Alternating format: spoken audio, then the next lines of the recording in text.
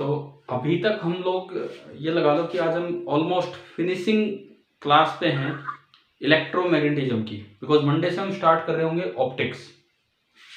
आज क्या पढ़ने वाले हैं बताओ? पहले से ही पता है वैसे आपको। Generator, DC generator. आज जनरेटर पढ़ेंगे और कल डोमेस्टिक सप्लाई। ठीक है, मतलब आज और कल में 2 दिन में हम अपना इलेक्ट्रोमैग्नेटिज्म फिनिश कर रहे होंगे ताकि मंडे से हम ऑप्टिक्स स्टार्ट करें। तो आज हम लोग डीसी नहीं डीसी एसी दोनों ही पढ़ रहे होंगे। जनरेटर्स के बारे में पढ़ रहे होंगे कि जो बिजली आ रही है घरों में, ये क्या इसका सोर्स है, मतलब इलेक्ट्रिक जनरेटर के बारे में हम देख रहे होंगे आज।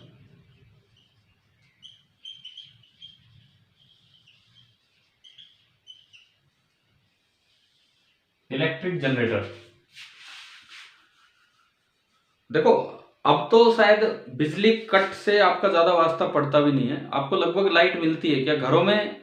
मतलब चाहे पावर सप्लाई से आए, चाहे इन्वर्टर सप्लाई से आए, आपके घर की डीसी बैटरी से, क्या ऐसा होता है कि नहीं आपके घर में? नहीं आ रहे। क्या नहीं आ रहा? बिजली नहीं, लगभग।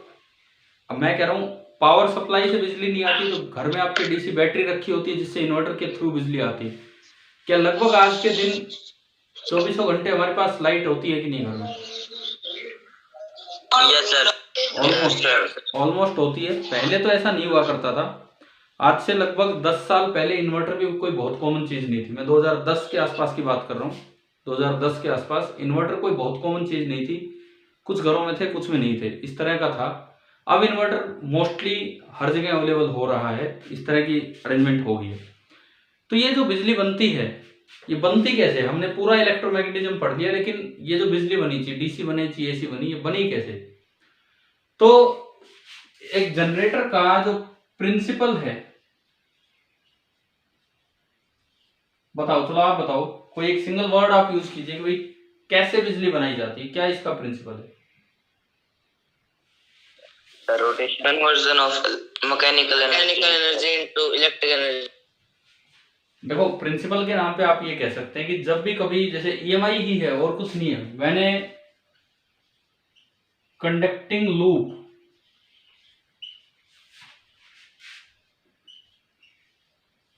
is moved in a magnetic field। जब आप एक कंडक्टिंग लूप को एक मैग्नेटिक फील्ड में मूव कराते हैं तो उसमें क्या होगा बताओ? इंड्यूस हो जाएगा। हाँ, जब भी आप इसको मूव कराएंगे तो एक इलेक्ट्रिक करंट इंड्यूस्ड होगा उस लूप में। Electric current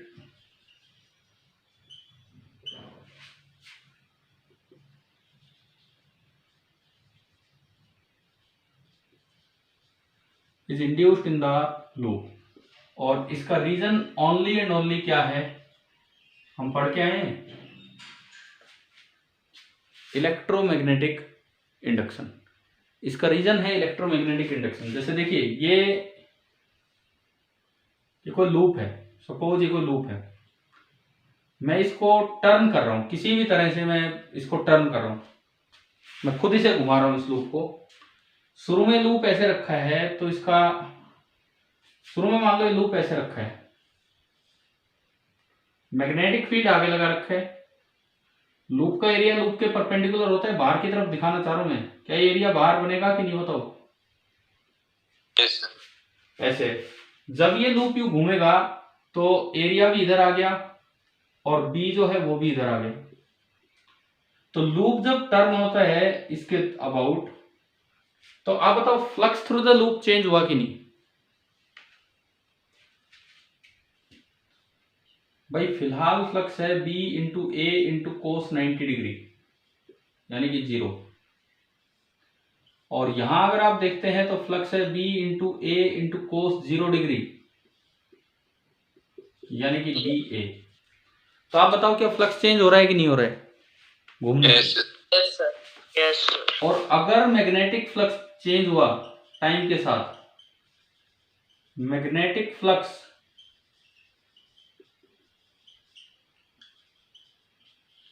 is varying with time, so an EMF और करंट, अगर पाथ क्लोज होगा तो करंट भी आ जाएगा, नहीं तो खाली ईएमएफ बोल देते हैं, is induced. This is the principle of generator. समझ आ गया है कि नहीं बताओ? ये घूमेगा, इसको हम घुमाएंगे। मोटर में उल्टा काम था, मोटर में आप करंट पास करते हैं, उसकी वजह से वो घूमने लग जाता है। जनरेटर में हम इसे घुमाएंगे और उसके कारण, घुमाने के कारण करंट आएगा, मोटर में करंट देने के कारण वो चीज घूमती है। दोनों में ही मैग्नेटिक फील्ड का यूज होता है। चलिए प्रिंसिपल में ये नोट कीजिए, फिर आगे बढ़ते हैं। एक बार रिपीट करना। रिपीट ये है कि पहले प्रिंसिपल में मैंने लिखा कि जब भी कोई कंडक्टिंग लूप है, जैसे मान लो मेरा हाथ एक कंडक्टिंग लूप है, इसमें एरिया वेक्टर आगे है, वो हमेशा एरिया, अगर ये मैं इसको घुमाऊं तो एरिया घूमेगा कि नहीं बताओ?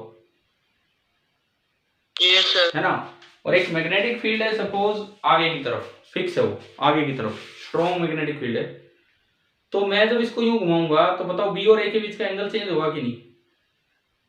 यस। और बी और ए के बीच का एंगल चेंज होगा तो फ्लक्स चेंज होगा, मैग्नेटिक फ्लक्स। और अगर मैग्नेटिक फ्लक्स टाइम के साथ चेंज होता है तो एक ईएमएफ इंड्यूस होता है और सर्किट पूरा होता है, करंट भी इंड्यूस हो जाता है, और वही हमारे घरों में आता है। यही आपका जनरेटर होता है।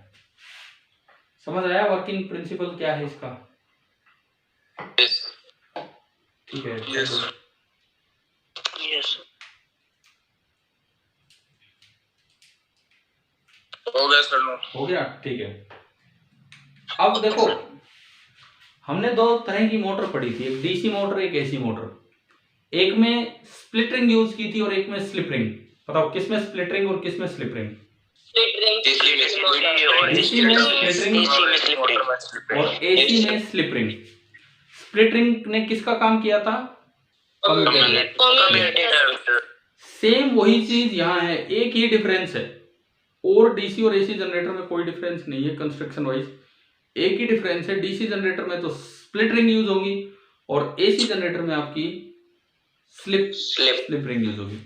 तो अब हम अलग अलग दोनों जनरेटर स्टार्ट करते हैं, एक पूरा होने के बाद दूसरा तुरंत हो जाएगा, लेकिन पहले मैं एक पे ध्यान दें। अच्छा, डीसी हो या एसी हो, आप अगर इसमें प्रिंसिपल के बाद एनर्जी कन्वर्जन की बात करें, ये मैंने एनर्जी लिखा है, एनर्जी आप सही लिख लेना, एनर्जी कन्वर्जन, तो कौन सी? Mechanical to electrical. तो इसमें क्या होता है, मैकेनिकल एनर्जी हमारी कन्वर्ट हो रही होती है किसमें? इलेक्ट्रिकल एनर्जी में। अच्छा, ये मैकेनिकल एनर्जी देते कैसे हैं? मैकेनिकल क्या? रोटेट। मतलब मैं जिसे किसी के घर में बिजली नहीं आ रही, वो जनरेटर के बाहर बैठ जाता है एक आदमी की, भाई तू घुमाता रहे 1 घंटे, तू घुमा फिर 1 घंटे, ऐसे देते हैं। एक बार करंट इंड्यूस हो जाता है ना, दोबारा बताओ। एक बार करंट इंड्यूस हो जाता है तो फिर उसके बाद फिर चल ही पड़ा। ईएमआई ये कहते हैं कि एक बार करंट आ गया तो फिर चलता ही रहेगा, बस आप एक बार घुमा के आ जाओ और फिर बिजली आ जाएगी हमारे घर में, ऐसा होता है क्या? फिर तो पेट्रोल की जरूरत ही नहीं पड़ेगी। हाँ, तो वही तो बताओ क्या है, कैसे हम कहां से देते हैं मैकेनिकल एनर्जी, क्या कुछ सिस्टम होता है इसमें? In form of heat. देखो ना, in the form of heat नहीं, एक शाफ्ट होता है, एक रोड होती है जिसको घुमाना होगा। इस पे हम पढ़ेंगे आगे, इसकी कंस्ट्रक्शन में एक कॉइल होगी, ये कॉइल घूमेगी तो वो प्रिंसिपल वाली बात बनेगी। अच्छा, ये शाफ्ट को घुमाने के लिए आप कुछ भी यूज कर सकते हैं, जैसे आप इसको ओमेगा देते हैं, ओमेगा एंगुलर स्पीड, और ये एंगुलर स्पीड दी जाती है, angular speed is provided by external mean. ये भी लिखना है। पहले रुको 1 मिनट, देखते हैं, पहले लिखने लायक बनेगा तो लिखेंगे, नहीं तो नहीं। तो मैं तो एक पॉइंट बता रहा हूँ उसमें। एनर्जी कन्वर्जन तो मैंने बताया ना, एनर्जी कन्वर्जन। तो अब इसमें बात यह है कि मैकेनिकल एनर्जी आ कहां से रही है और ये आगे इलेक्ट्रिकल में बदलती चलेगी, लेकिन ये जो मैकेनिकल आप दे रहे हो, ये मैकेनिकल कैसे दे रहे हो वो हम सीख रहे हैं। ये भाई माइक ऑफ किया करो यार, जिसकी तरफ से बीच बीच में डिस्टरबेंस हो। देखो, जैसे आपने अगर छोटे जेनसेट देखे हो, जेनसेट किनको बोलते हैं? जेनसेट जो कई जैसे ऑफिसेज के बाहर रख देते हैं, कंपनीज के बाहर रख देते हैं, कभी कभार शादी ब्याह में यूज हो जाते हैं जनरेटर सेट। ठीक है, अगर मैं बात करूं स्मॉल जेनसेट्स की,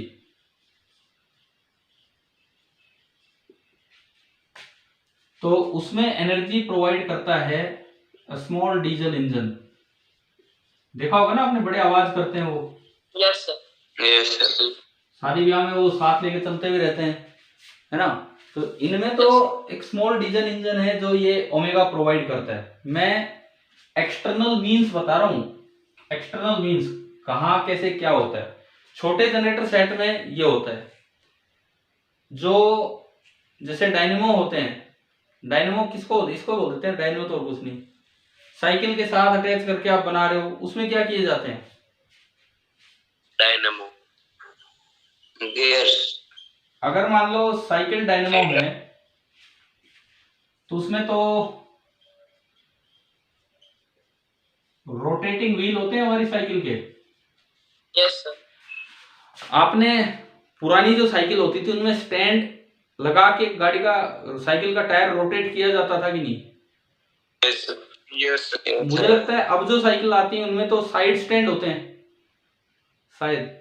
यस सर। तो उनमें तो ये पॉसिबल नहीं है, लेकिन जो पुरानी साइकिल होती थी उनमें तो कई बार बच्चे को साइकिल चलानी नहीं आती, वो स्टैंड पे लगा के और बस अपने पेडल घुमा रहा है वहीं पे, वो भी एक घूमना हो जाता है उसमें। तो वहां पे रोटेटिंग व्हील से ही है क्या सर? एक्सरसाइज करते थे वो। क्या कह रहे हो, समझ नहीं आया, दोबारा बोलो एक बार।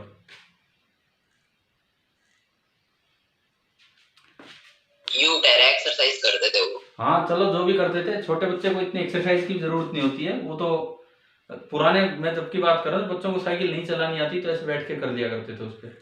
या फिर अब मैं बात करूं पावर स्टेशंस की, वहां बताओ वहां पे कैसे टरबाइन, टरबाइन।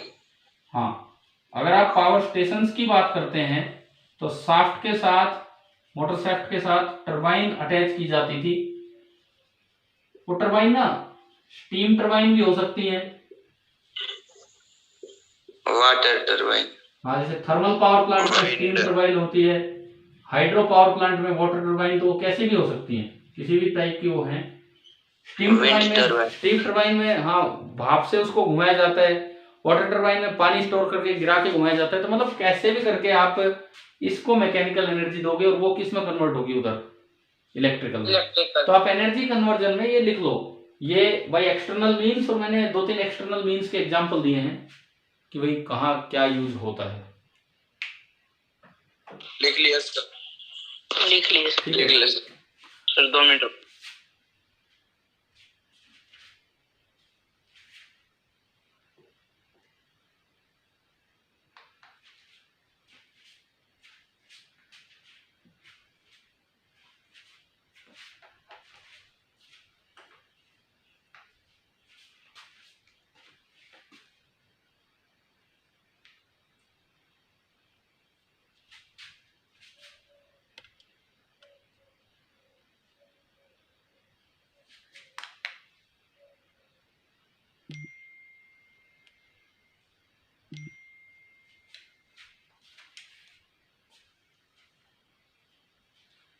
हो गया? Yes sir. 1 minute. Yes sir.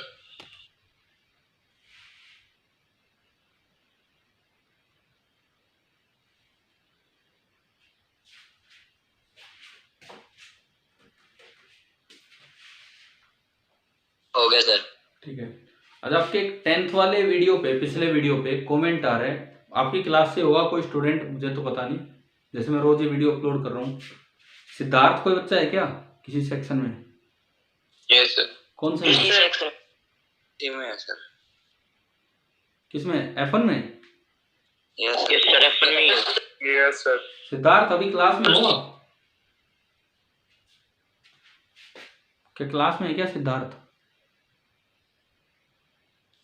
नहीं सर, वो कल रिजल्ट आया था, वही तो टॉप सर स्कूल। तो वो उसका कमेंट आया हुआ, उसमें पता नहीं वही सिद्धार्थ है कोई और है, बोले सर ऐड हटाओ वीडियो में से।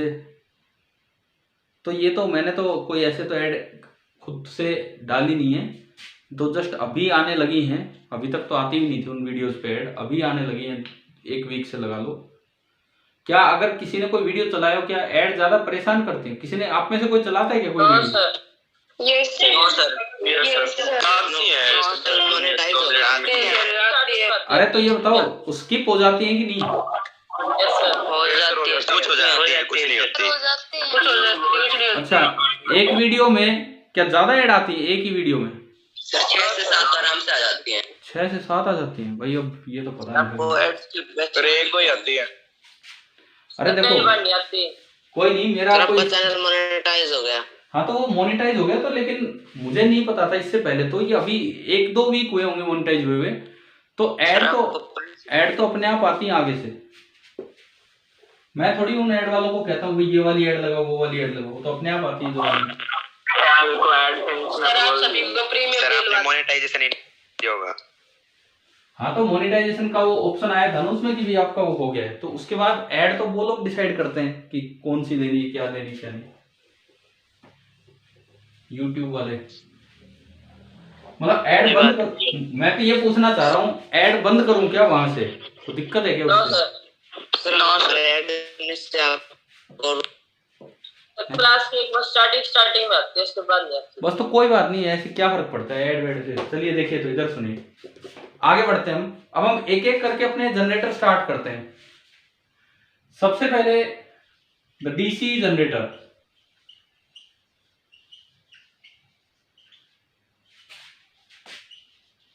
डीसी जनरेटर को डायनेमो भी बोलते हैं।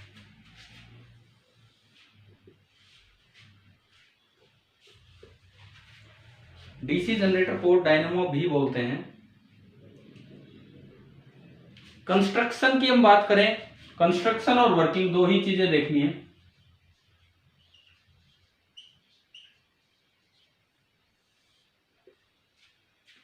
देखो अगर मैं कंस्ट्रक्शन पॉइंट से जाऊं तो बिल्कुल मोटर जैसी कंस्ट्रक्शन है, बिल्कुल ही मोटर जैसी कंस्ट्रक्शन है।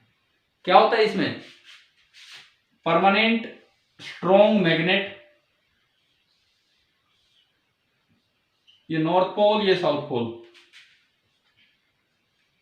असली एक्चुअल में सर इलेक्ट्रोमैग्नेट सर। हाँ देखो ऐसा है, असल में आप इलेक्ट्रोमैग्नेट ले सकते हैं, लेकिन इलेक्ट्रोमैग्नेट वहां काम आता है जहां पे करंट अवेलेबल हो। अगर आपका जनरेटर है, जनरेटर, तो जनरेटर में क्या करंट अवेलेबल है क्या? जनरेटर में तो करंट हम जनरेट कर रहे हैं, तो वहां पे मतलब मोटर में इलेक्ट्रोमैग्नेट आसानी से यूज कर सकते हो, जनरेटर में इतना आसान नहीं है। ठीक है, तो ये आपने स्ट्रॉन्ग, इसीलिए मैंने यहां वर्ड यूज किया, स्ट्रॉन्ग मैग्नेट आपने लगाए। इसके बीच में सॉफ्ट आयरन कोर पे कई टर्न्स वाली, याद है ना, यही सेम चीज हुआ करती थी। यस। ये बीच में जो है this is soft iron core, and इसको मैं लिखूं दिस इज आर्मेचर कोयल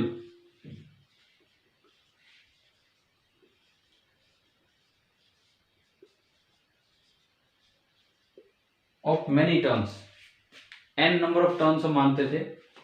ठीक है, ये लिपटी हुई है और ये नीचे अटैच है। अगर हम पहले कौन सा जनरेटर पढ़ रहे हैं, डीसी जनरेटर, तो मुझे कम्यूटेटर लगाना होगा। कम्यूटेटर के तौर पे क्या होता था? Split ring. ये ना एक स्प्लिट रिंग है, टूटी हुई रिंग इस तरह से, ये अटैच है दो। मान लो मैं एक रिंग को कहूं R1 और एक रिंग को कहूं R2, इसको मैंने नाम दे दिया ABCD, आर्मेचर कोइल को। और मैग्नेटिक फील्ड है मैग्नेट का नॉर्थ से साउथ। अच्छा, इसके बाद यहां क्या लगी होती थी?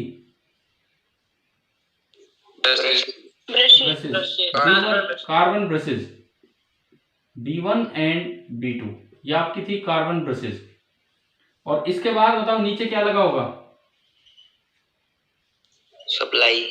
सप्लाई? अरे सप्लाई तो ये है भाई, सप्लाई तो ये है मेरी। रेजिस्टेंस। हाँ, कोई भी लोड। सप्लाई तो मोटर में लगानी होती थी। कोई बच्चा शायद सोच रहा हो इंजन तो यहाँ लगता है, उसको रोटेट करने के लिए जो शाफ्ट होती है वो तो यहाँ होती है जो इसको घुमाएगी। समझ गए हो? ये एक्सटर्नल सोर्स यहाँ होगा। EXT लिख रहा हूं मैं, EXT का मतलब समझ गए हो क्या है? ये घुमाने वाला बाहर है जो जनरेटर में। ये आपका घर है, ये वहां का लोड है। दिस इज लोड रेजिस्टेंस, कुछ भी RL। जनरेटर यहीं तक है, यहां तक। क्या ये जनरेटर समझ आ गया है? Construction part. R1 R2 को हम बोल देते हैं स्प्लिट रिंग,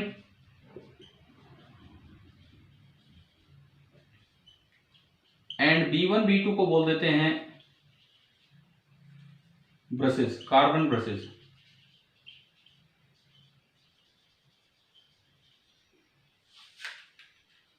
चलो अब एक बार एक कंस्ट्रक्शन डायग्राम बना लो, फिर इसका वर्किंग डायग्राम पे आते हैं।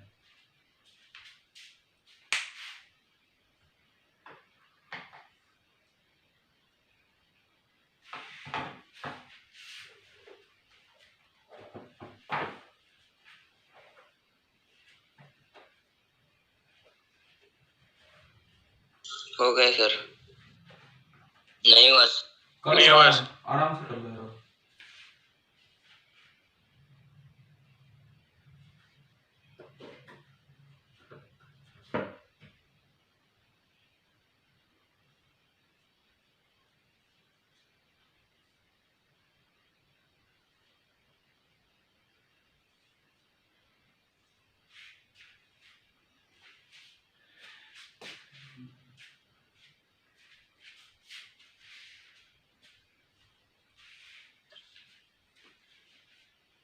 कल हमने ये वाले पार्ट तो कर लिए थे ना, कि फ्रीक्वेंसी कितनी होती है, कितनी बार साइकिल बदलती है 1 सेकंड में, या कितनी बार डायरेक्शन बदलती है। Yes sir.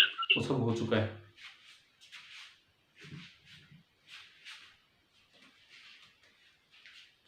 हो गया सर। ठीक है, हो गया सर। अब आप आइए इसकी वर्किंग पे।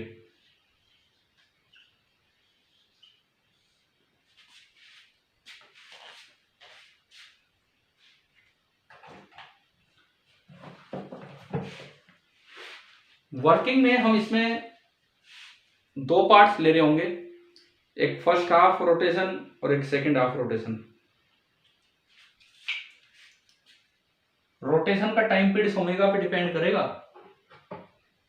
है ना? समझ रहे हो ना? ये जो ओमेगा आप दे रहे हो angular speed, time period of full rotation होगा 2π ओमेगा। तो अब हम इसकी वर्किंग देखते हैं।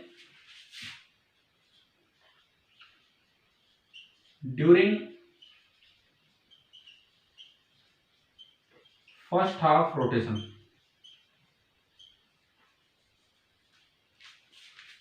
फर्स्ट हाफ रोटेशन जो आपका डायग्राम बना है यही हम ले लेते हैं। मैं केवल अब कोइल बना रहा हूं।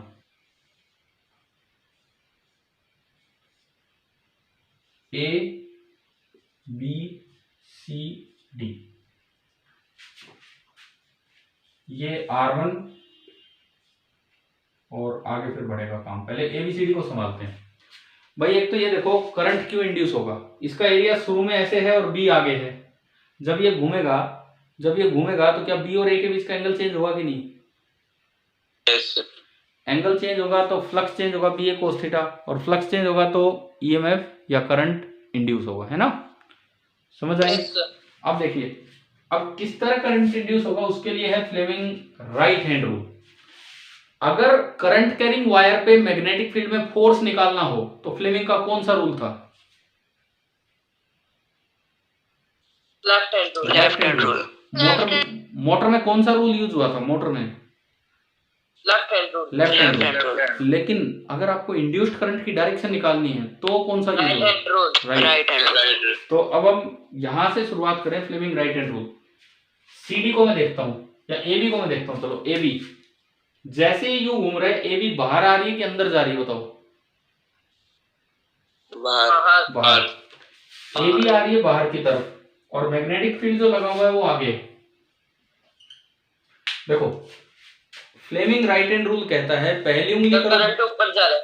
हाँ पहली उंगली बी की तरफ, अंगूठा मोशन की तरफ, तो दूसरी उंगली ऊपर की तरफ दिख रही है ना, ए से बी। Yes sir. सभी को समझ आया?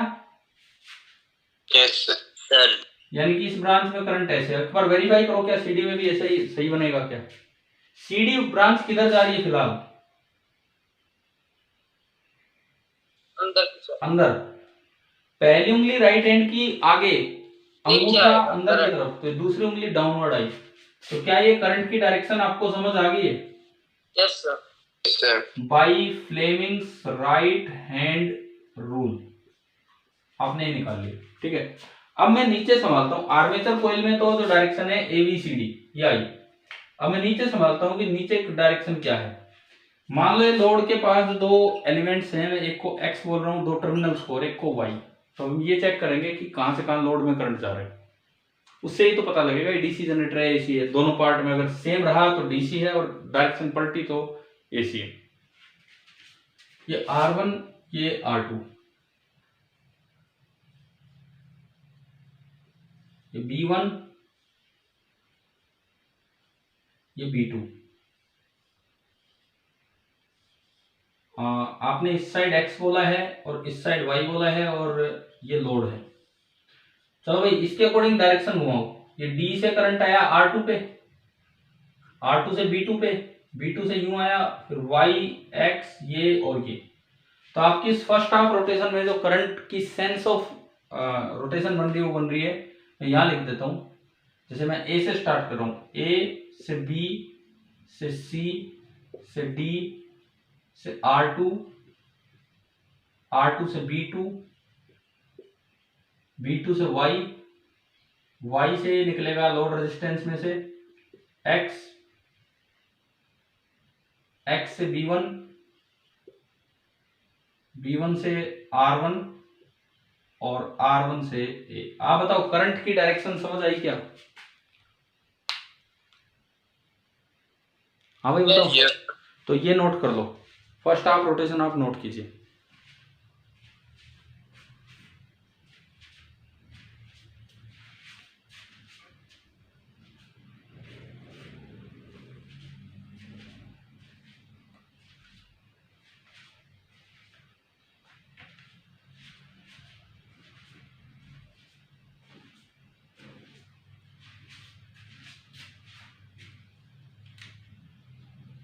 हो गया सर।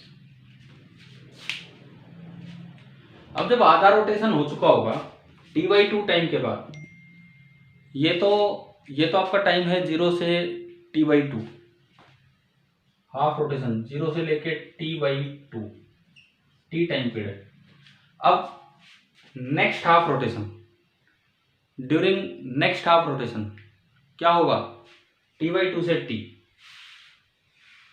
T/2 से T में हम चलते हैं। yes, अब ए भी उधर जा चुका होगा, है ना? समझ आ रहा है? yes sir. अब देखो क्या उल्टा पलटी हुई होगी कि ए इधर गया, B, बी इधर, सी इधर, डी इधर, लेकिन ये रिंग भी तो पलट गई होंगी आधी आधी, स्प्लिट रिंग कम्यूटेटर है ये तो। B2 पे कौन सी रिंग गई? समझ गए हो ना? वो उस पे गई, वो Yes, उस पे sir. गई। और R1. B1 पे कौन सी B1 रिंग पे गई? R2. R2। रही बात उधर वाले में, अब भी वो वाली ब्रांच अंदर जा रही है, अब भी वो वाली ब्रांच अंदर जा रही है, और ये वाली ब्रांच अभी भी बाहर आ रही है। रोटेशन यूं ही हो रहा है।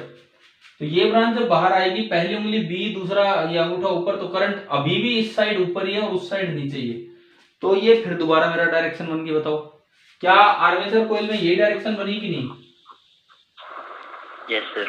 ठीक है। अब देखो आर्मेचर कॉइल में डायरेक्शन पलट चुकी है। पहले आर्मेचर कॉइल में करंट की डायरेक्शन थी ABCD, अब आर्मेचर कॉइल में करंट की क्या डायरेक्शन है? DCD। अब सुनो, अब मैं इसमें चेंज करता हूं, सुनो। D से करंट आ रहा है C की तरफ, C से आ रहा है B की तरफ, B से आ रहा है A की तरफ, लेकिन यहां बदल गया मामला। अगर आपने ये कम्यूटेटर नहीं लगाया होता तो R में से डायरेक्शन बदल जानी थी, क्योंकि आर्मेचर में बदल चुकी है। और R में बदल जाती है अगर डायरेक्शन, तो वो AC हो जाता कि DC? क्या एसी। लेकिन ये जो डीसी बी ए डायरेक्शन हुई, अब जो डी से डी अटैच है R2 से, ना सॉरी ए अटैच है R1 से, तो ए अभी भी R1 से ही अटैच है, ए से करंट गया R1 में, लेकिन अब R1 किसके ऊपर है? V2। हाँ, अब R1 ने अपना ठिकाना बदल दिया है, तो R1 जो है ना, R1 वो B1 पे नहीं है बल्कि वो B2 पे है, तो करंट फिर दोबारा B2 से चला, B2 से करंट कहाँ जाना है? Y। Y से करंट कहाँ जाना है? हाँ, मतलब R से होते हुए X से करंट कहाँ जाना है? B1 और B1 से R2। तो आप बताओ, सब कुछ बदला, लेकिन क्या लोड में करंट की डायरेक्शन बदल रही है क्या? No sir. आपका ये घूमना उल्टा हो गया, लेकिन अगर आप लोड को ध्यान से देखें तो अब भी करंट उसमें Y से X है। और ये क्यों पॉसिबल हुआ कि लोड में करंट नहीं बदल रहा जबकि आर्मेचर में करंट बदल गया? स्प्लिट रिंग की वजह से, क्योंकि स्प्लिट रिंग ने अपना ठिकाना बदल लिया, वो आधी देर इसके ऊपर स्लिप करती है, फिर आधी देर उसके ऊपर स्लिप करती है, तो इसलिए ये ठिकाना बदल गया। तो ये बताओ, दूसरा ये आपका बन गया डायग्राम T/2 से T। क्या समझ आ गया है? ये डायग्राम फिर से बनाना है। तो और कैसे करोगे? सेकंड हाफ का दिखाओगे कैसे? नहीं तो second half,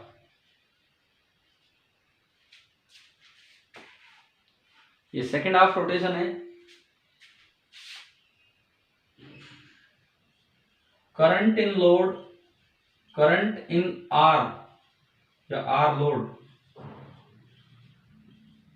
does not reverse its direction. ये मेन बात है डीसी जनरेटर की। Current in the load resistance does not reverse in direction its direction, ये मेन बात है डीसी जनरेटर की। तो जो ये स्मॉल जेनसेट्स होते हैं उनके अंदर एसी होता है, डीसी होता है। क्या क्या क्या क्या? तो ये स्मॉल जेनसेट्स होते हैं सर, जो फंक्शंस में होते हैं, हाँ, ये एसी सप्लाई करती है। ये शायद तो एसी करते हैं, बाकी पता नहीं यार, ये मुझे तो ध्यान नहीं है। डीसी भी कर सकते हैं, क्योंकि छोटे लेवल पे जैसे बल्ब ऑन करने डीसी भी काम दे जाते हैं वहां।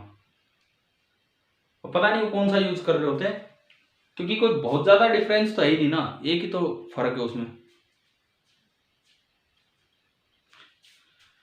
बाकी जो घरों के लिए जो यूज किए जाते हैं ना, जैसे आप कहते हो कि एक होता है स्मॉल जेनसेट जो केवल भाई ट्यूबलाइट ही ऑन कर रहे हैं, समझ गए हो ना, शादी ब्याह में इस तरह, दैट में भी डीसी। लेकिन जो किसी बिल्डिंग के लिए यूज किया जा रहा है वो तो एसी जनरेटर यूज करते हैं।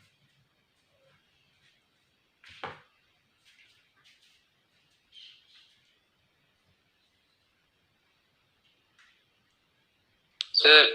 हाँ जी सर, घर के इलेक्ट्रिकल अप्लायंस में क्या हर में रेक्टिफायर होता है जो डीसी पे चलते हैं? अगर कोई ऐसी डिवाइस है जो डीसी पे चलेगी तो उसमें तो लगा होगा। देखो, घर में तो सप्लाई 220 वोल्ट आती है, क्या घर की हर डिवाइस 220 वोल्ट पे काम करती है?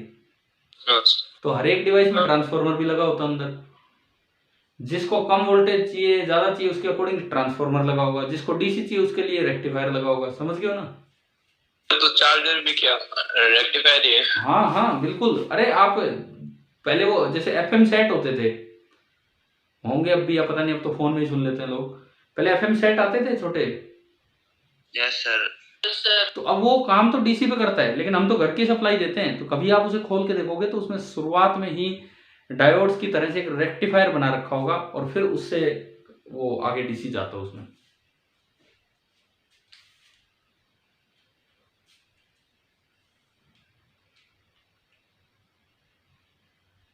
हाँ जी बताओ, हो गया क्या ये? यस। हाँ सर। अच्छा, समझ में आया डीसी जनरेटर? Yes sir. अब देखो, डीसी जनरेटर में जो वोल्टेज की साइकिल हमें मिलेगी वो कैसी मिलती है वो बताता हूं आपको।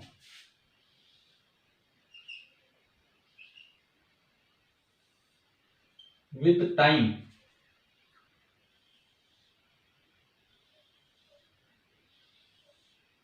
ये T/2 टाइम हुआ है हाफ रोटेशन, फिर ये फुल रोटेशन। ये बताओ, ये एसी है कि डीसी का डायग्राम है? डायग्राम देख के कैसे पता लग रहा है? एसी। डीसी कैसे पता लगा? कैसे पता लगा डीसी? डायरेक्शन चेंज हाँ, होगा। ये नीचे नहीं आ रहा है, ऊपर ही वेरिएबल डीसी है। और इसकी पीक वैल्यू हम अलग से याद रखें, वीएम बोलते थे ना हम इसे, वीएम पीक मैक्सिमम वैल्यू। इसका फॉर्मूला होता है बी ए ओमेगा, ये फैराडे लॉ से आता है, अब आप फॉर्मूला याद कर लो, d/dt करके आता है, लेकिन अभी तो आप याद कर लो सीधा फॉर्मूला, बी ए ओमेगा एन, यानी कि जो एम्पलीट्यूड होता है इस वोल्टेज का, मतलब पीक वैल्यू जो होती है वोल्टेज की, that is equal to B into A into omega into N. चारों का मतलब हमें पता होना चाहिए। बी तो क्या चीज है यहाँ, बी क्या चीज है, ये magnetic field, magnetic flux density भी बोल देते हैं उसे, मैग्नेटिक इंडक्शन भी बोल देते हैं, बी के नाम है ये। Magnetic field, magnetic flux density, magnetic induction, ये सब बी के नाम है।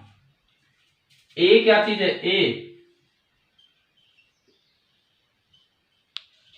Area of each turn, area of each turn. Omega क्या चीज है, एंगुलर वेलोसिटी।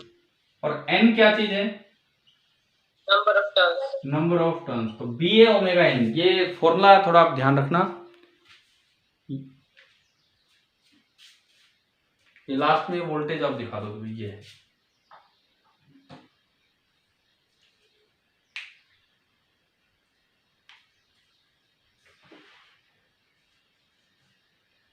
हो गया सर, ठीक है। No sir,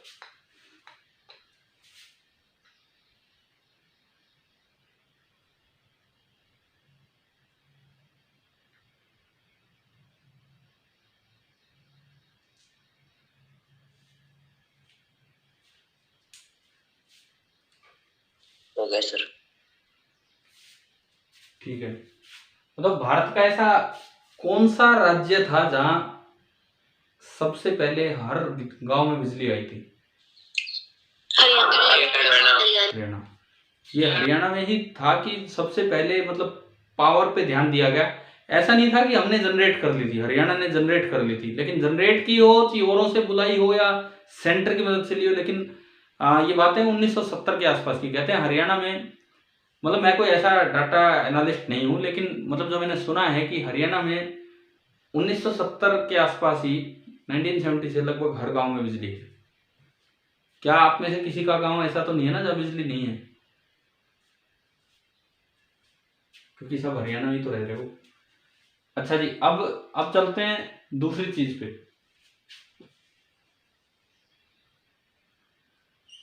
the AC generator, और इसको अल्टरनेटर भी बोल देते हैं। ये आप लोगों ने एकदम से जवाब दिया हरियाणा। क्या आप सब ये चीजें पढ़ते हो क्या, ये एनटीएससी के लिए, इन चीजों के लिए? आपने बताया ना, मैंने तो नहीं बताया यार, मैंने तो आज ही अभी बताया है। देख के मैं पढ़ा था। चलो, हो सकता है, नहीं मुझे लगा आपके एनटीएससी या उन चीजों के लिए आप कहीं पे ज्यादा पढ़ते हो इन चीजों को। बाकी ठीक है, ये तो पता होना चाहिए, अपना ही स्टेट है तो हमें पता भी होना चाहिए इस बारे में। एसी जनरेटर, या उसको अल्टरनेटर भी बोल देते हैं। क्या डिफरेंस है बताओ?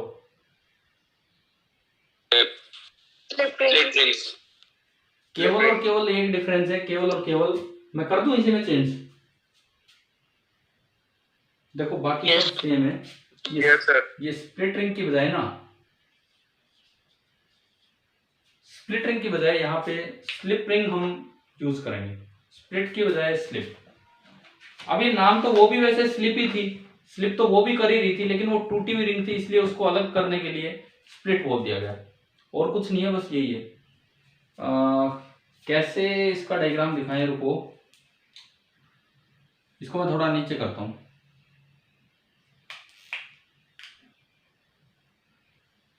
मान लो एक ये है,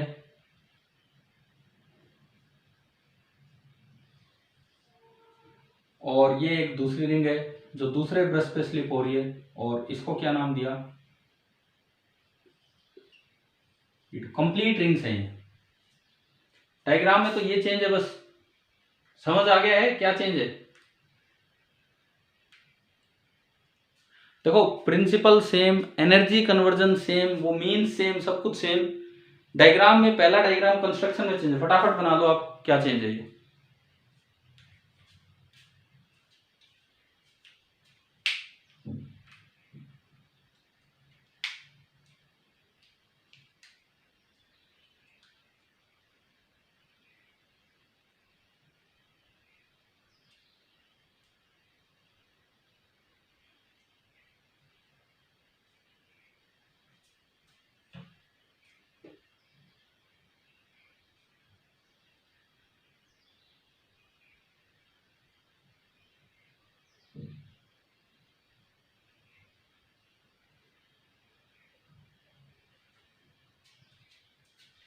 हरियाणा में कितनी बिजली प्रोड्यूस हो रही है, हरियाणा के अंदर आज के दिन कितनी पावर जनरेट हो रही है, लगभग एक रफ सा आइडिया तो होना चाहिए ना।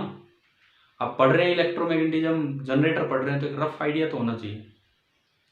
हरियाणा में जो इंस्टॉलेशंस हैं उनसे लगभग कितनी बिजली बनाई जा रही है आज के दिन, कितनी पावर है, कोई आइडिया, कोई तुक्का? कितने मेगा सर तुक्के तो ऑप्शन पे लगे हुए। कितने मेगावाट, मेगावाट तो मैं आपको यूनिट दे रहा हूँ, कितने मेगावाट बिजली हरियाणा में बनाई जा रही है? देखो मैं कोई बहुत श्योर नहीं हूँ, लेकिन लगभग मुझे तो शायद 1-2 साल पहले का पता है, और कोई नए इंस्टॉलेशन, कोरोना काल चल रहा है, इतने कोई नए इंस्टॉलेशन आए भी नहीं होंगे। लगभग हरियाणा का जो 12,000 मेगावाट। यार ये मैं इसलिए बता रहा हूँ भाई, देखो आपको मैंने एक दिन HVPN और इनसे रिलेटेड क्लास भी दी थी ना। Yes sir. तो Yes, sir. आप अगर किसी अपने घर में किसी से बात करो, किसी छोटे या बड़े को समझाओ या कुछ भी समझाओ, तो ये फिजिक्स ऐसे काम नहीं आती, ये जनरल चीजें काम आ जाती हैं। कल को आप कोई क्विज में बैठ जाओ कहीं, कुछ इस तरह के टेस्ट में, NTSC का मुझे नहीं पता उसमें जीके आती है कि नहीं आती है, पता नहीं, उनमें कहीं काम आ जाए इस तरह की चीजें है क्या, उसमें जीके वीके का पार्ट भी होता है क्या NTSC में? एसएस में उसकी क्वेश्चन आ जाते हैं काफी बार। हाँ SS में आ सकती है, जैसे मान लो तो SS में या कहीं भी इस तरह की बात, तो हमें एक आइडिया होना चाहिए इसका कि भाई हरियाणा में जो पावर बन रही है ये, और इसमें एक और चीज है, ये सारी हरियाणा गवर्नमेंट के अंडर नहीं होती है, कई चीजें होती है इसमें, स्टेट गवर्नमेंट, सेंट्रल गवर्नमेंट और इंडिपेंडेंट प्राइवेट इंस्टीट्यूट, प्राइवेट और कंपनी जो है। लेकिन जो हरियाणा में जो बिजली बन रही है लगभग 12,000 मेगावाट बिजली बनाई जा रही है इस तरह का। ये आप कभी देखना, ये पावर प्लांट इतने मेगावाट का, ये पावर प्लांट इतने मेगावाट का, तो यूं सब मिल मिला के 12,000 मेगावाट है। चलो हम AC जनरेटर का बना लिया आपने डायग्राम। Yes sir. वर्किंग आप करो ना स्टार्ट, बिल्कुल सेम है, बिल्कुल ही सेम है। ड्यूरिंग फर्स्ट हाफ रोटेशन था ना, यहाँ मैंने नहीं बनाया बोर्ड पे डायग्राम, दोबारा बनाऊं यार, मिट गया वो।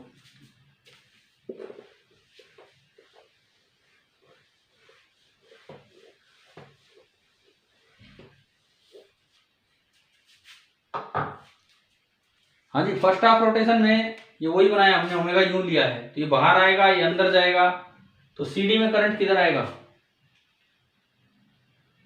नीचे की ऊपर, बताओ?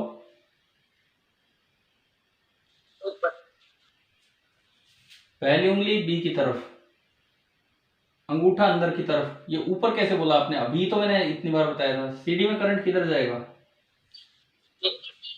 नीचे। देखो ये फर्स्ट हाफ रोटेशन आप लिख लेना, 0 से T/2 फर्स्ट हाफ रोटेशन में क्या होना है, देखिए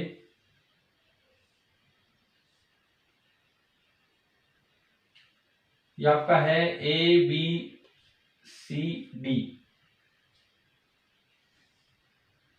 ये पूरी रिंग B2 पे और ये पूरी रिंग B1 पे, तो इसमें करंट नीचे बनेगा, इसमें करंट ऊपर बनेगा। आप घुमा दो करंट को, ये इस रिंग में आया, ये रिंग अटैच है, ये B2 पे परमानेंटली B2 पे रहेगी, ये R2, और ये R1 परमानेंटली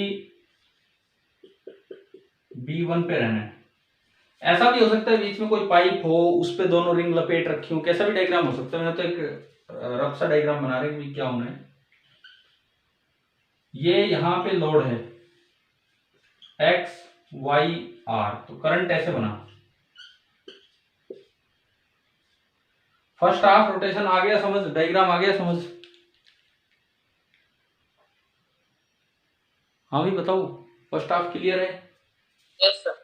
और वो लिख लेना current flow A B C D, फिर डी से R2, R2 से B2, B2 से Y, Y से X, या R में से होके निकला, X से B1, B1 से R1 और R1 से A।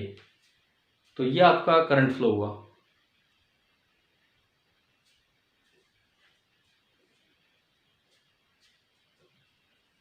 हाँ भाई, हो गया। हाँ सर।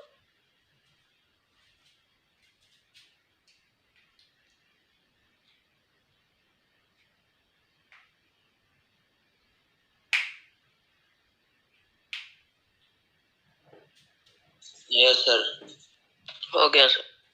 ठीक है, सेकेंड हाफ में ये CD इधर आ जाएगा, AB इधर चला जाएगा, उधर वाली ब्रांच अब भी अंदर जानी है तो करंट यूं ही आएगा, ये यूं ही आएगा। लेकिन फर्क क्या है, अब ये जो D के साथ अटैच कौन सी रिंग थी, R2 अभी भी किस पे रहेगी बताओ, क्या R2 अपना ठिकाना बदलेगी? B2 पे ही रहेगी। यानी कि ये जो R2 है, ये जो R2 बनेगी, ये R2 अभी भी इस पे ही घूमनी है, B2 पे। और वो जो R1 बनेगी, वो R1 अभी भी किस पे घूमनी है, B1 पे। ठीक है, ये मतलब इस तरह से घूमती रहेंगी हर बार, ये इधर हो जाएगी, ये उधर हो जाएगी, और ये सब ऐसे घूमता रहेगा। जो भी है, जैसे भी अरेंजमेंट हो जाएगा, लेकिन ये सब रहना है। वो तो बीच में पाइप लगा के उस पर लपेट देते हैं, तो उससे दिक्कत नहीं आती है। हम तो एक वर्किंग डायग्राम बना रहे हैं। अब देखो ये करंट क्यों आया, ये करंट बी से जाना है R1 पे, और R1 से जाना है B1 पे, और B1 से निकलना है बाहर। तो बताओ क्या करंट की डायरेक्शन पलट गई है कि नहीं? हाँ भाई बताइए, क्या करंट की डायरेक्शन चेंज हो चुकी है कि नहीं लोड में से? समझ आया कि नहीं आया बताओ?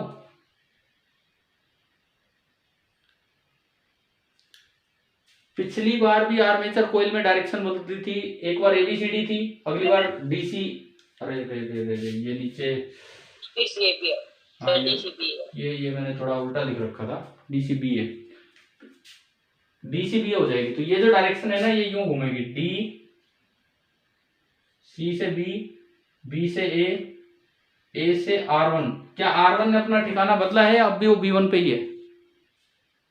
वहीं पे है। तो इस बार तो केवल एरो बदलने हैं, B1 से X, X से Y, B2 पे अभी भी R2, और R2 से D। इस बार तो आसान है बनाना। और देखो आप, डायरेक्शन ऑफ करंट R में रिवर्स होगी।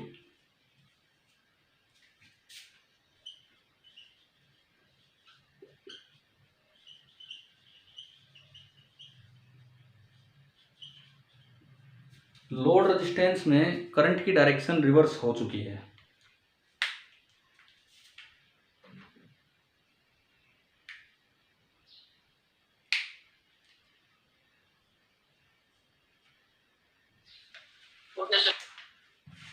अब आओ इसका भी वोल्टेज साइकिल बनाओ।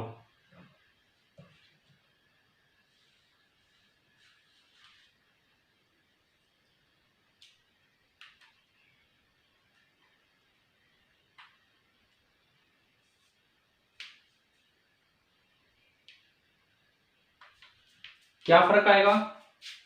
ये जो पिछली बार ये थी, मैं मिटा दूं इसको, ये वाला काम।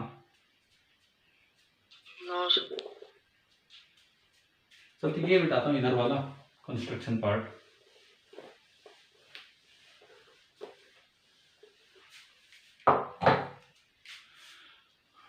वोल्टेज साइकिल ये बनेगी कि विद टाइम ये जो वोल्टेज आनी है वही है, लेकिन आधी ऊपर बनेगी और आधी नीचे, इस तरह से चलेगी। और ये पूरा टाइम पे T है, जो कि 2π/ω होगा। और ये आपका Vm है मैक्सिमम, जो अभी हमने पढ़ा था। इसमें सर DC नीचे नहीं आएगा, CD किसमें? ऐसे एरो हाँ हाँ हाँ, रुको, इसमें क्या एरो किधर आएगा? नीचे की तरफ। क्यों? ये ऐसे घूम रही है, ये देखो ना, पहली उंगली आगे, अंगूठा ये बाहर की तरफ आएगी तो ये एरो ऊपर गया ना। हर बार इधर वाली ब्रांच में करंट ऊपर जा रहा है और उधर वाली में नीचे जा रहा है। B1 से अपोजिट डायरेक्शन में कैसे? देखो आर्मेचर में तो करंट उल्टा हो गया हाफ रोटेशन में, T/2 से T में। आर्मेचर में तो करंट DCBA हो गया ना, जो पहले ABCD था। फिर A से जाता है R1 पे। R1 ने अब भी अपना ठिकाना नहीं बदला, वो अभी भी किस पे है? B1। तो R1 से गया B1 और फिर ये आगे घूमया ऐसे, फिर B2 से R2, R2 जुड़ा है D से, R2 D से जुड़ा है, D इधर हो गया, तो कोई बात नहीं। चलो भाई ये बताओ, ये वोल्टेज डायग्राम समझ आ गया, ये DC का और ये AC का। Yes sir. इंडिया में इसको इस तरह घुमाया जाता है कि ये जो घूमने का टाइम पीरियड होता है ये कितना होता है? 20 मिलीसेकंड। 20 मिलीसेकंड। और मैंने बताया था यूएस में और कई देशों में लगभग 60 हर्ट्ज भी वो बना देते हैं, इसके अकॉर्डिंग टाइम हो सकता है। अब एक फिनिशिंग क्वेश्चन लेते हैं। पहले मुझे बताओ, क्या जनरेटर कुछ समझ आया आज? Yes sir. Yes sir. ठीक है, अब एक आखिरी में एक सवाल ले रहे हैं इस पे, न्यूमेरिकल टाइप।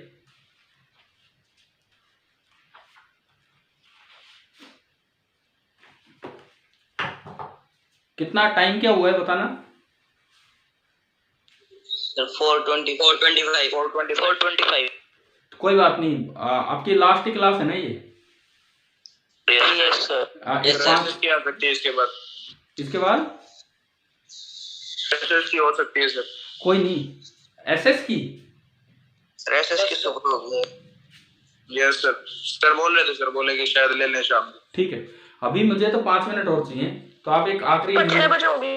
अरे तो मैं तो 5 मिनट मांग रहा हूँ, 5 मिनट और चाहिए मुझे। सुनो इधर सुनो, एक क्वेश्चन हम कर रहे हैं अभी, ये 12th की एनसीईआरटी का एक एग्जाम्पल है, वो मैं ले रहा हूँ। देखो मैं आपको दिखा रहा हूँ, अगर दिख जाए ठीक ठाक तो। क्या क्वेश्चन कुछ विजिबल है क्या, बताओ? Yes sir. Yes sir. पहले तो इस क्वेश्चन से जस्ट ऊपर लास्ट लाइन पढ़ो, क्या लिखा हुआ है? फ्रीक्वेंसी के बारे में है? Yes sir. Yes sir. India में 50 है और यूएसए में 60 है। ठीक है, अब आप ये न्यूमेरिकल पढ़िए, एक बार पढ़ लीजिए। मैं ये अभी आपको आपके ग्रुप पे सेंड कर दूंगा ये फोटो, बट आप ये पढ़ तो लीजिए, क्या है लिखना हो तो लिख भी लीजिए। कमला दिख गया ना? Yes sir. कमला पेडल्स एक बाइसिकल वो चला रही है, और इसमें देख के आप फिर चलो, अब मैं आपको ये सेंड कर दूंगा। मैं हटाऊं यहाँ से एक बार, यस सर। मैं बोलता हूँ ये क्या सवाल है, सुनिए। ये लिखते कि कमला पेडल से stationary bicycle, the pedals of the bicycle are attached to a 100 turn coil. एक बाइसिकल साइकिल से ये वो डायनेमो वाला काम हो रहा है, और उस साइकिल का पेडल अटैच कर रखा है एक 100 टन की कोइल के साथ। तो नंबर ऑफ टर्न्स कितने हो गए? 100। एन हो गया, एन दे दिया 100 turn coil of area 0.1 metre square, area दे दिया 0.1 मीटर स्क्वायर। Yes sir. ठीक है, the coil rotates at half a revolution per second. Number of revolution per second क्या होती है? डबल होता है फ्रीक्वेंसी। ये बात आप दिमाग में रखें, फ्रीक्वेंसी का मतलब ही होता है नंबर ऑफ रिवॉल्यूशंस पर सेकेंड। ठीक है, कितने रिवॉल्यूशन एक सेकंड में हो रहे हैं। जैसे टी टाइम पीरियड टी है, तो टी टाइम में कितने रिवॉल्यूशन होते हैं? हैं टी टाइम में, अरे उसको छोड़ो, मैं इन जनरल अगर टाइम पीरियड टी है तो टी टाइम में कितने रिवॉल्यूशन होते हैं पूरे? 1/t। टी टाइम में एक रिवॉल्यूशन पूरा होता है। टी टाइम अगर टाइम पीरियड है तो टी टाइम में एक रिवॉल्यूशन पूरा होता है, तो यूनिट टाइम में कितना रिवॉल्यूशन पूरे होंगे? 1/t। तो 1 सेकंड में जो रिवॉल्यूशन पूरे हो रहे हैं उसे ही हम फ्रीक्वेंसी बोलते हैं। तो क्या आपने पढ़ा है कि नहीं पहले formula, nu is equal to 1/, yes sir, और ओमेगा आप जानते हैं 2π/t होता है, यस सर, 2π इंटू 1/t, और 1/t को आप न्यू लिख सकते हैं तो 2π न्यू, और इसकी एसआई यूनिट होती है रेडियन पर सेकेंड, ओमेगा। चलो ये बताओ यहां तक आया क्या समझ? अब सुनो, यस सर, इस सवाल में देता है कि the coil rotates at half revolution per second. Half revolution per second मतलब न्यू कितना है, न्यू 1/2 हर्ट्ज। समझ आ गया? तो ओमेगा की जरूरत पड़े, ओमेगा तो 2π इंटू हाफ हर्ट्ज ना रेडियन पर सेकेंड, तो पाई मतलब 3.14 रेडियन पर सेकेंड। बताओ क्या ओमेगा क्लियर हुआ कि नहीं, कैसे निकाला? यस सर, उसके बाद सुनिए, and it is placed in a uniform magnetic field of 0.01 tesla. B कितना दे दिया आपको? बी 0.01, एरिया दे दिया 0.1, ओमेगा अभी हमने निकाला 3.14, और ये शायद आपके नंबर ऑफ टर्न्स कितने हैं? 100, ठीक है। And it is placed in a uniform field of 0.01 tesla perpendicular to the axis of rotation of coil. आप यहां देखो, हमने जो अभी केस पढ़ा वो यही है, हमारा फील्ड इधर था, फील्ड आगे था ना, और ये एक्सिस ऑफ रोटेशन है कि नहीं? यस सर, तो हम यही वाला केस पढ़ रहे हैं, यही वाला जनरेटर जहां पे फील्ड परपेंडिकुलर है एक्सिस ऑफ रोटेशन के। तो ये लिखता है perpendicular to the axis of rotation of the coil, what is the maximum voltage generated in the coil, V max बताना है। क्या आंसर आएगा बताओ यहीं से देख के?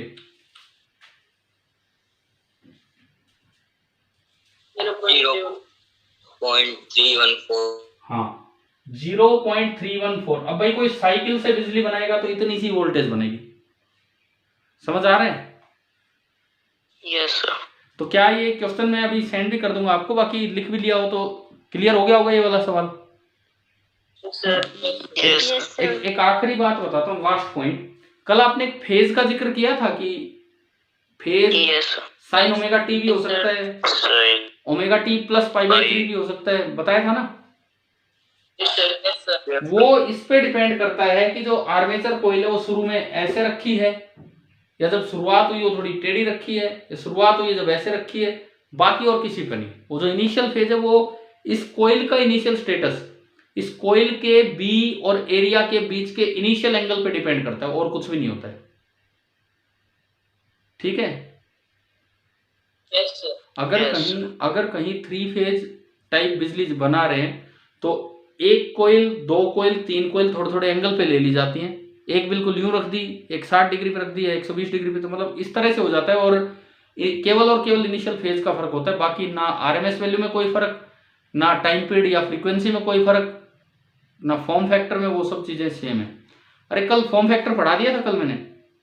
यस सर, यस सर, ठीक है, तो चलो भाई अब करते हैं आज की क्लास ऑफ। मुझे लगता है जनरेटर पूरा आ गया है समझ, ठीक है? कल मिलते हैं, और कल हम डोमेस्टिक सप्लाई इंडिया की उसके बारे में पढ़ रहे होंगे। Thank you, bye sir.